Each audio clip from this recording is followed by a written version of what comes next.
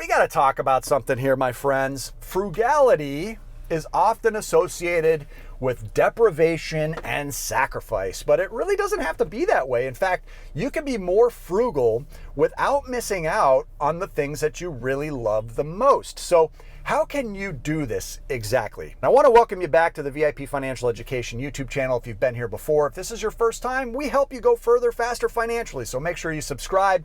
In today's video, I want to explore some practical tips for living a more frugal lifestyle without sacrificing the things that matter the most to you and your family.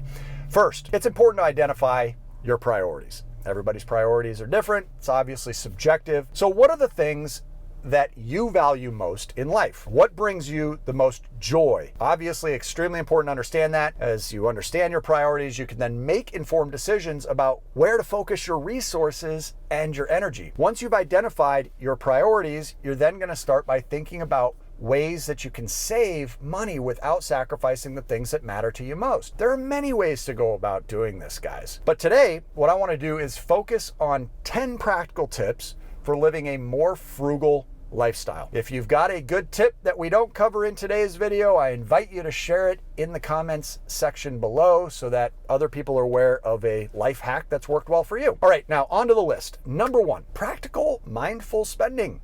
Before making a purchase, ask yourself this one question. Is this something I truly need, or is it just something I want in the moment? Is this an instant gratification thing? There are many ways to help you become a more mindful spender, from making and sticking to a budget. We talk about that all the time on this channel. It's always step number 1 for every single person. And you have to consider the long-term value of purchases. If it doesn't bring you long-term satisfaction or value, skip it. Number 2, use coupons and cashback apps. One of the easiest ways to save money is to use coupons, cashback apps when you shop. And there are a variety of apps available. This is not a sponsored video. Don't worry, this is just my opinion. Things like Rakuten and Ibotta. Their simple Google search will show you just how many options there really are out there. So look for those that encompass the places that you shop at the most, and be sure to also check and see the types of reward programs that are specific to the stores and restaurants that you use, and save money there. Now, by using the apps, you can actually earn cash back on purchases that you were already planning to make, and that's the key here, folks. Beyond cashback apps, I highly recommend checking out the automated coupon options for shopping online. Honey is actually really well known. I see them sponsoring lots of pages. Hit us up, Honey. Be happy to shout you out more often if you want to sponsor. But it's fantastic, and it identifies and then uses coupons from the purchases that you're making online. It scours the internet for any available coupons when you're checking out, and it automatically will add the best one, so you're always sure that you're paying the lowest possible price for that item. Honey is a no-brainer. I mean, definitely look into that if you don't already have it. Number 3 is plan your meals. Meal planning really can be a great way to save on money, on food, on time. And by planning your meals in advance, you actually can buy only what you need, and it avoids those impulse purchases at the convenience and grocery stores. And it'll also help you stay away from those fast food restaurants as well. And you can also save money by cooking at home instead of eating out. According to surveys, people regret spending money at bars and restaurants more than any other purchase that they make. So this is an area one could easily control and limit to their benefit. Number 4 is to find free entertainment. Entertainment can be a major expense, especially at the prices of these concerts and various events these days, but there are many free options available if you only take the time to look. Look for free events in your communities. You know, they have free live music. You don't have to pay for expensive concerts. You can go to free festivals. There are free art shows and exhibits. Now that we're heading towards those sweet summer months, you're really going to want to find more and more options out there in your local community where you can get out, you can have a great time with the family without having to spend a single dime. My parents have always been exceptional at this. Number 5 is cut back on subscriptions. Subscription services can really be convenient to set up, but they can also add up very quickly without you really being aware. So make sure you take a look at your subscriptions, run that regular audit every couple of months, go through your cash flow cruncher and go through all of your spending and make sure that everything is being used.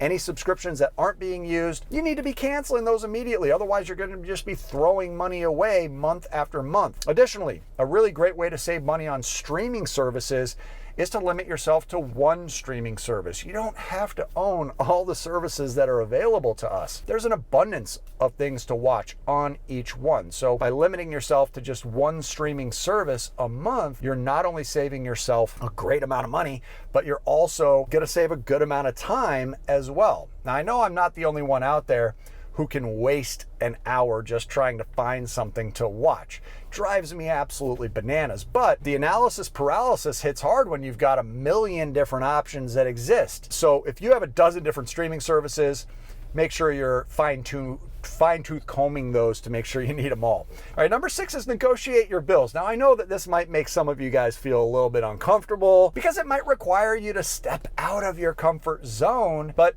you shouldn't be afraid to negotiate your bills. Many service providers, such as cable and internet, they will offer discounts or promotions if you just ask. Sometimes it just requires asking. You can also shop around for better rates on insurance and other services that can add up to hundreds of dollars a year. So it really never hurts to ask at all.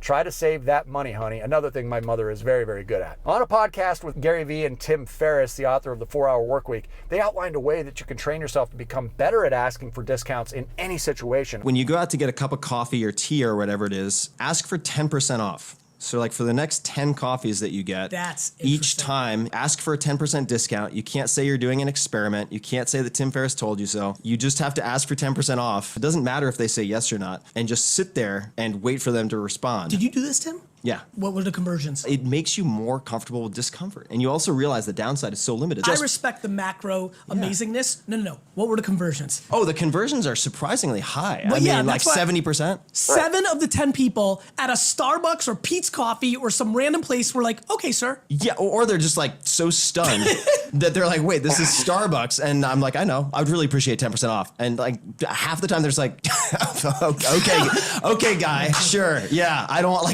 want to fight this fight right now. So, okay, fine, 10% off. Yeah, knock yourself out. I love it. So I think this is an interesting experience, at least an experiment. You can just try it out. All right, now on to number 7. Go ahead and quit paying as much for interest, guys. The amount that you pay in interest may often go unnoticed. I don't know how, but it does. And the banks want it this way. But just because you might be accustomed to paying interest on your home, on your credit cards, on your auto loan, on your student loans, that money's going to waste. And there are many ways to go about tackling that debt and erasing future interest costs. We talk about a technique called paycheck parking, and that's just one such way. It involves using a home equity line of credit to pay off the high interest debt, such as credit card balances or personal loans, and then use the extra cash flow to pay down the HELOC. The idea is that by using the HELOC as a sort of checking account, substitute for your checking account, borrowers can actually accelerate their debt payoff terms and save money on interest charges. And in most cases, we're talking tens of thousands, if not even hundreds of thousands of dollars if you attack the mortgage. The strategy also involves making extra principal payments on the HELOC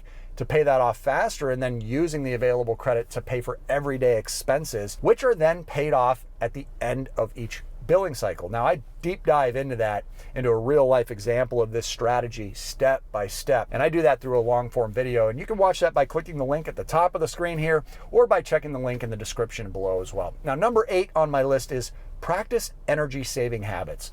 This one is good for your wallet. It's great for the environment. It's a win-win. Try turning off the lights and electronics when they're not in use. Using energy efficient light bulbs and adjusting your thermostat to conserve energy, especially if you're not home. These small little changes can add up over time and help you save money on your utility bills. Again, hundreds of dollars a year. You do hundreds of dollars a year enough times, it turns into thousands of dollars a year. Number 9 on my list is to shop secondhand. Secondhand stores and online marketplaces like eBay or Facebook Marketplace, these can be amazing ways to save money on items that you need, and they can be in wonderful shape. Gently used items that you would never even notice the difference that somebody had it before you. So this can include furniture or clothing, any other type of sporting goods. I've been surprised at how many times I've been able to find things secondhand that I love, and I get a huge discount on it. Oftentimes it's well less than half price. So don't buy things brand spanking new. Number 10, focus on experiences over things. While it's tempting to buy